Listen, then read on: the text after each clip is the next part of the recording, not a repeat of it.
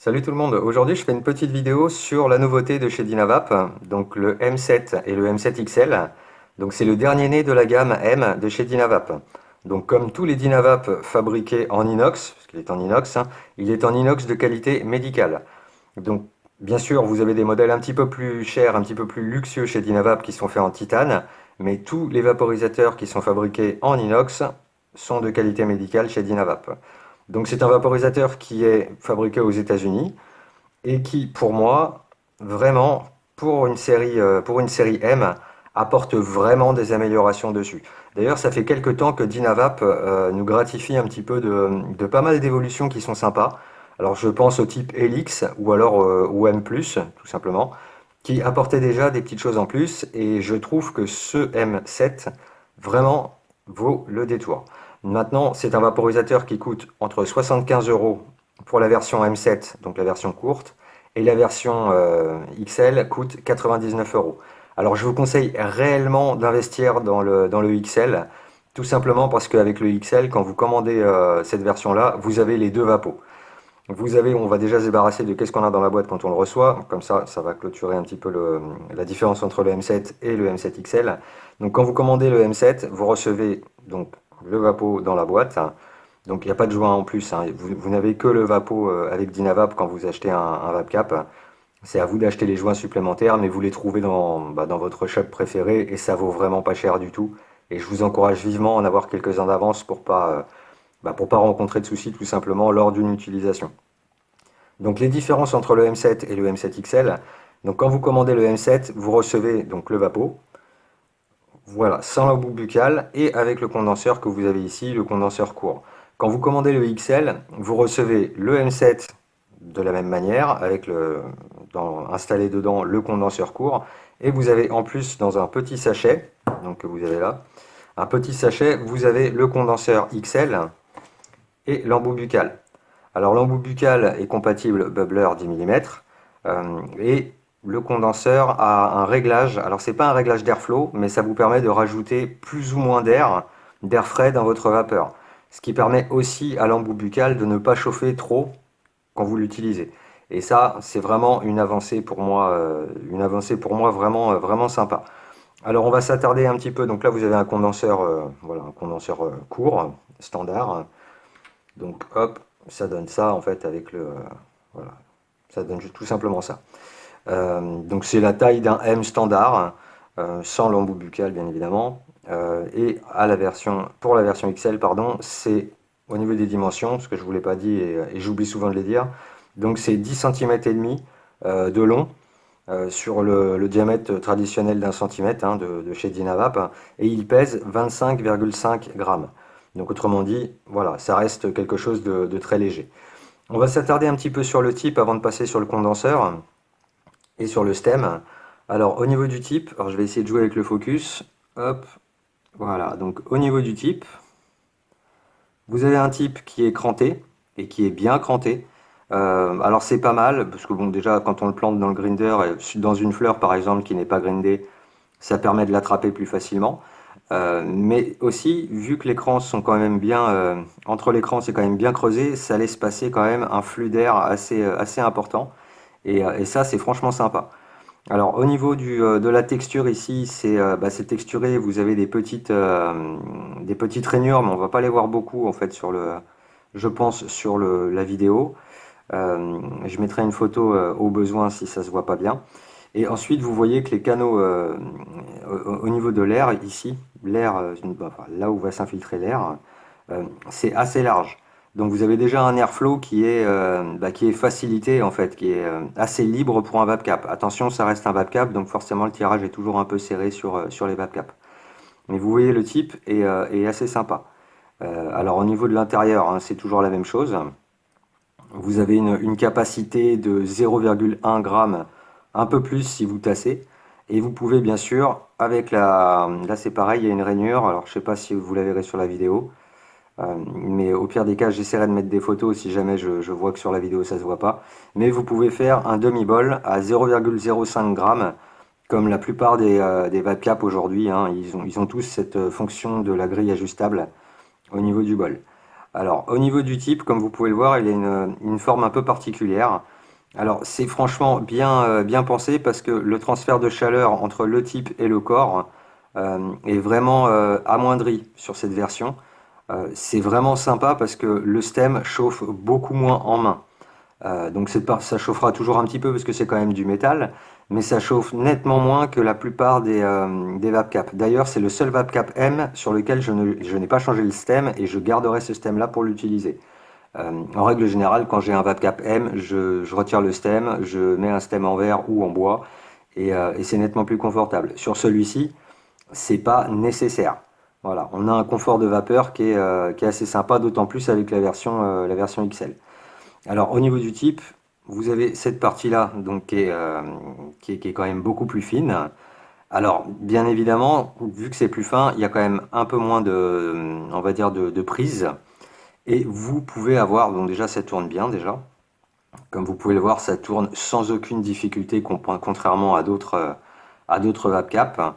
Et quand vous allez par exemple le nettoyer ou alors le vider, vous allez sentir le type bouger un petit peu comme ça.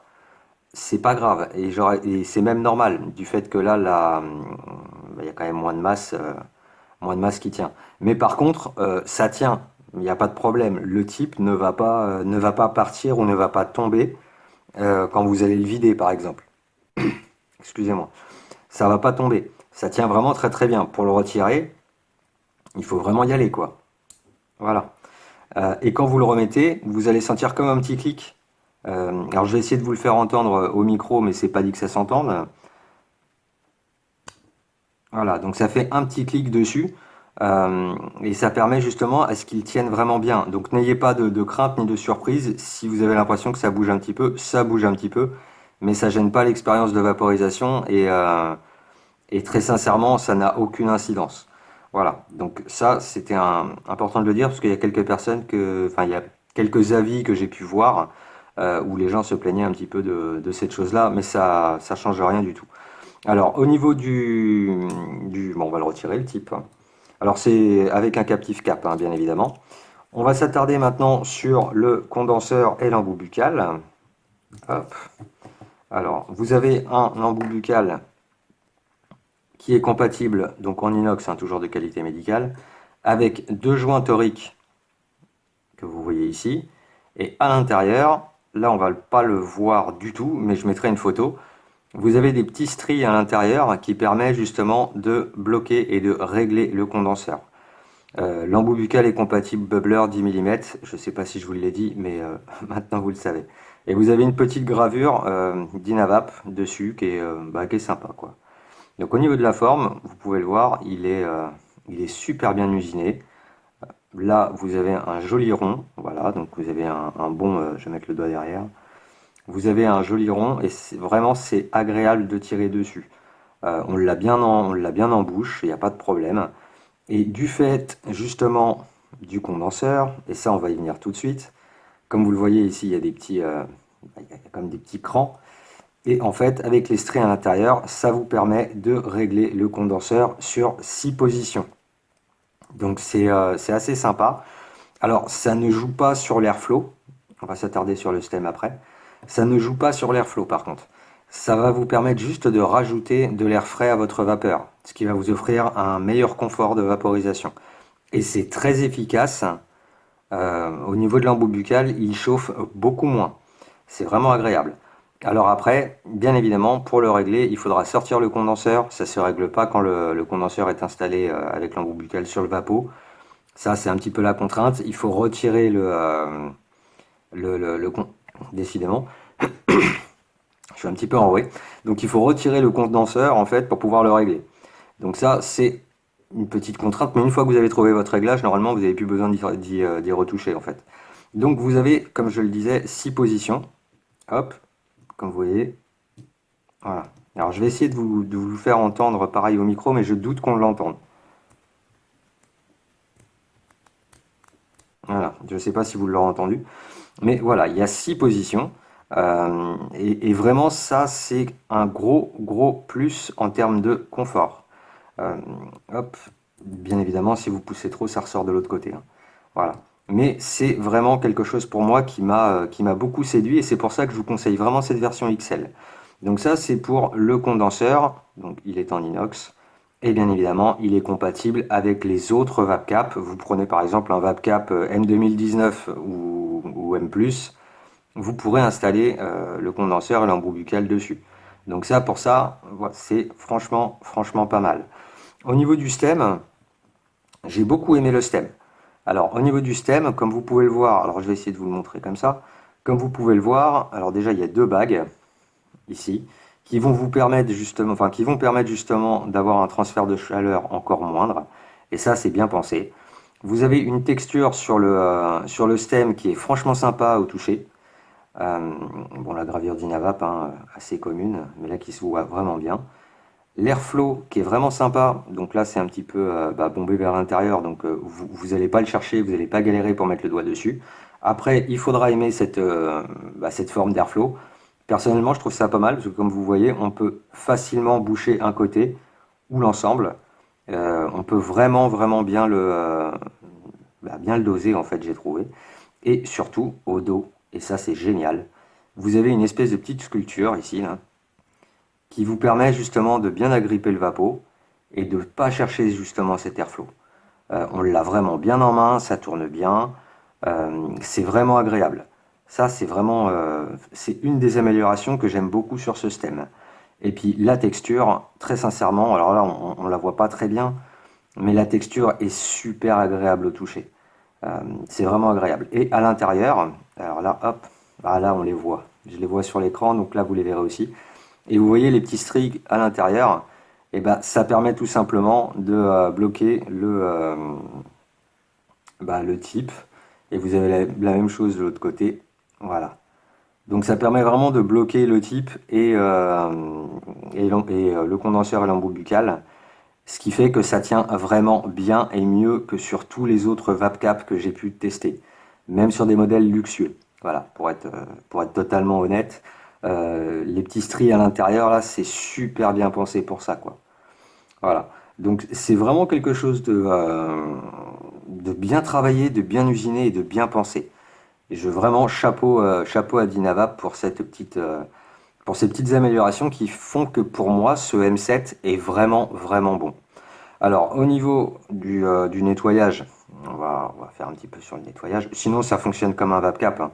Donc, le VapCap, hop, c'est vraiment quelque chose de super simple, hein. À l'utilisation. Il n'y a pas d'utilisation compliquée. Euh, je vais le remonter. Tac.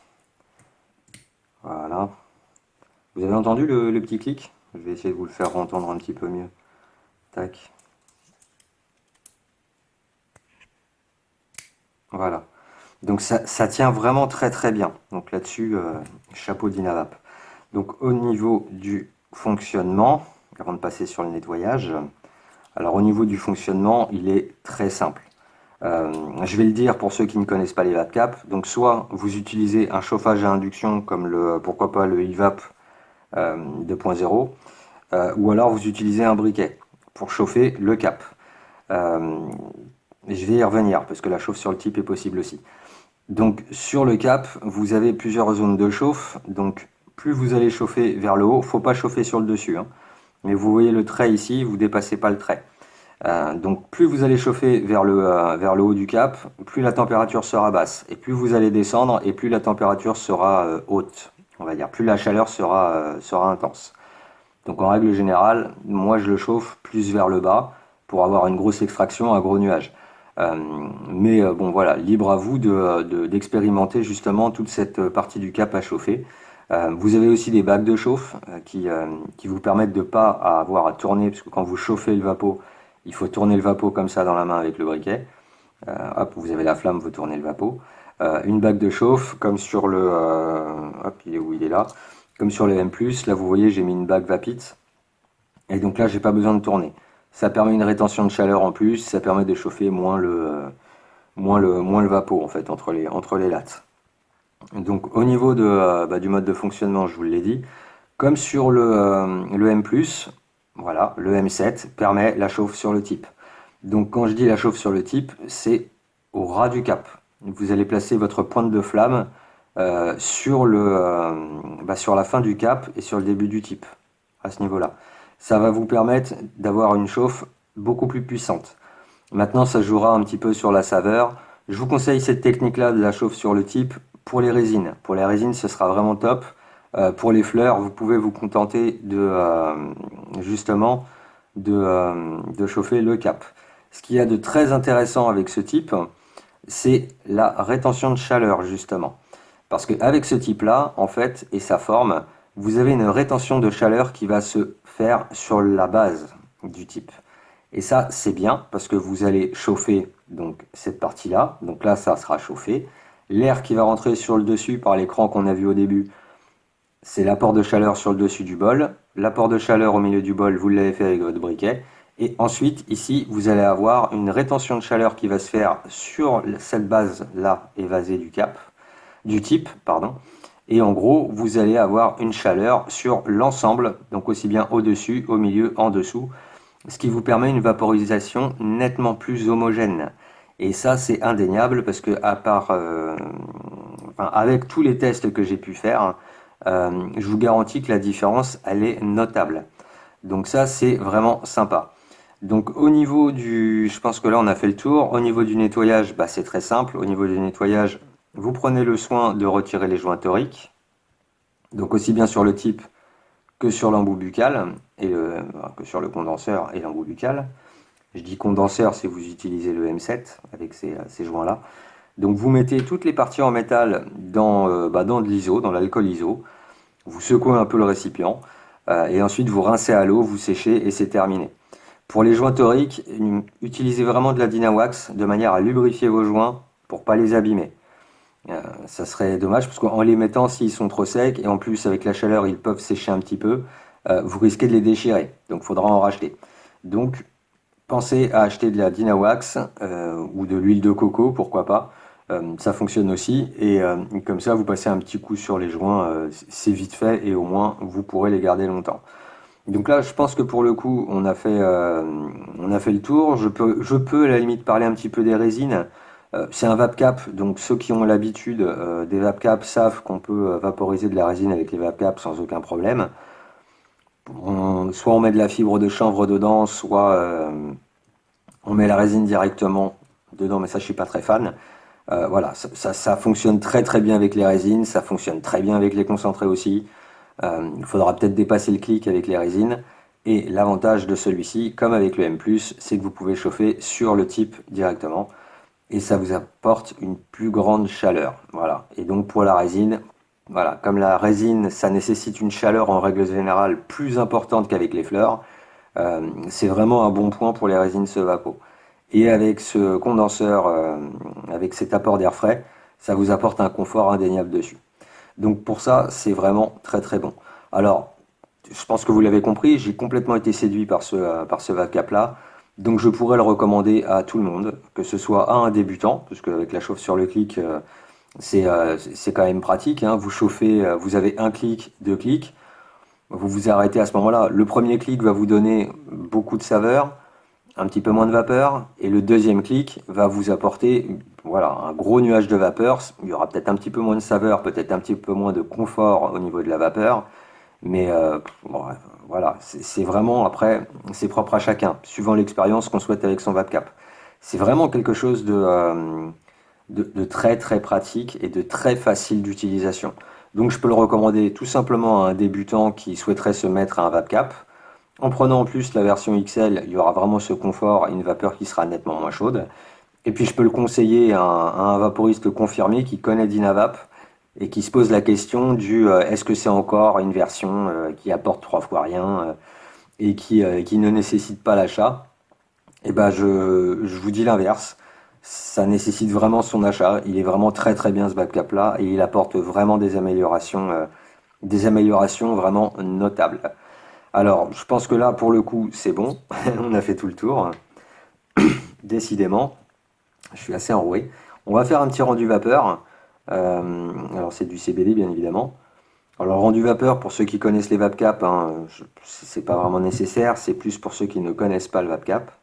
Alors, j'ai pas l'habitude moi de tasser mes webcaps. Je préfère un tirage voilà, un petit peu plus libre. Donc je le tasse pas spécialement. D'autres personnes les tassent et préfèrent vraiment les tasser. Donc ça, c'est pareil, c'est propre à chacun. Je vous encourage à essayer.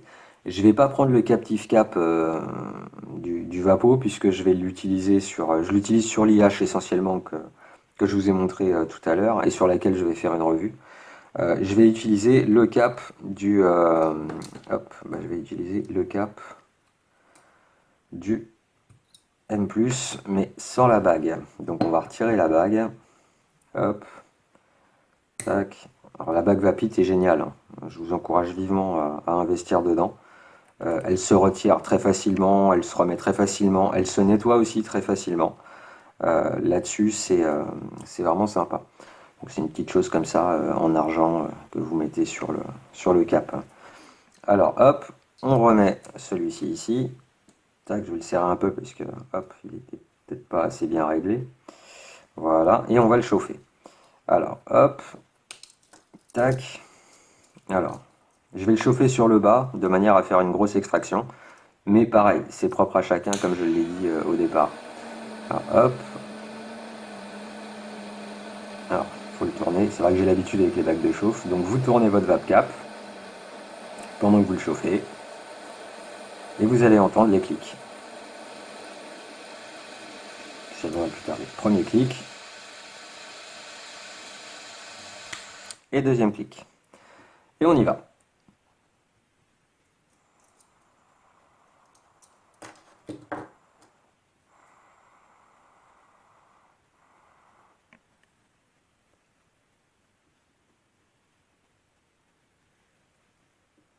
Superbe saveur. Un confort de vapeur qui est agréable.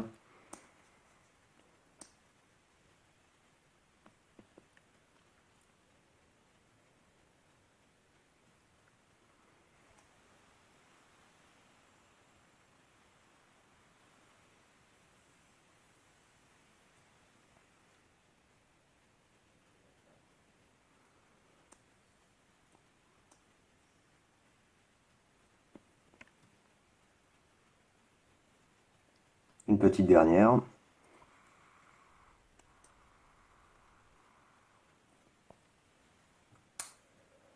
Et là, vous avez entendu le clic qui m'indique que je peux réchauffer mon VapCap si je le désire. Alors, je ne sais pas si vous avez, enfin si vous avez certainement vu, vous avez vu que j'ai pu tirer quand même pas mal de lattes dessus. Alors, c'est pas le cas avec tous les VapCap. Et c'est pour ça que ce VapCap là, pour moi, il apporte vraiment quelque chose de plus. Je n'ai pas de bac de chauffe et pourtant j'ai pu tirer plusieurs lattes avec des beaux nuages. J'ai alterné le tirage direct et le tirage indirect. Et vous avez vu qu'il y avait quand même pas mal de nuages. Donc c'est tout simplement dû au type, ce que je vous expliquais tout à l'heure, la fameuse rétention de chaleur. Donc ça permet vraiment, mais vraiment, de tirer plusieurs lattes sans bac de chauffe. Si vous rajoutez une bague de chauffe là-dessus, là vous allez avoir une expérience qui peut être vraiment puissante. Donc ça peut être vraiment intéressant de rajouter cette fameuse bague de chauffe. Alors Simrel, hein, un FMJ, ça fera parfaitement l'affaire. Un cap, un armored cap de chez Dynavap fera aussi parfaitement l'affaire, mais c'est quand même plus cher. Et la bague Vapit, personnellement, c'est ce que je préfère. Voilà, mais après ça c'est pareil, c'est une histoire de goût. Ça sera propre à chacun. Donc là, je pense que le cap doit être assez froid. Oui, ça va. Et vous allez voir que malgré les nuages, eh ben, c'est encore bien vert. Et c'est vraiment ce qui est appréciable, euh, c'est ce tirage avec le type. Vous avez vraiment un tirage qui est agréable. Là, le condenseur est réglé au plus bas. Voilà, donc ça me rajoute un minimum d'air frais à ma vapeur. Et vous pouvez le fermer complètement, hein. Mais je trouve que voilà, là l'embout buccal il est toujours à température ambiante, il n'a pas chauffé. Là au niveau, donc c'est un petit peu tiède au niveau du stem, mais ça reste tout à fait raisonnable. Et si j'enchaîne les lattes, ici ça sera certes peut-être un petit peu chaud, mais je pourrais toujours le tenir, je vais pas me brûler. Et surtout, sur toute cette partie-là, ça va être nettement, mais alors nettement moins chaud que la plupart des VapCap. Voilà, donc c'est vraiment pour moi une réussite ce M7. d'autant plus la version XL. Et je vous encourage vivement à la regarder de près si vous souhaitez investir dans un VapCap ou si vous voulez tout simplement découvrir un M de chez Dynavap qui apporte vraiment quelque chose de plus. Voilà, donc c'était mon avis sur le petit Dynavap M7 XL. Et quant à moi, je vous dis à très bientôt pour une prochaine vidéo sur un prochain Vapo. Bonne vape à vous, ciao!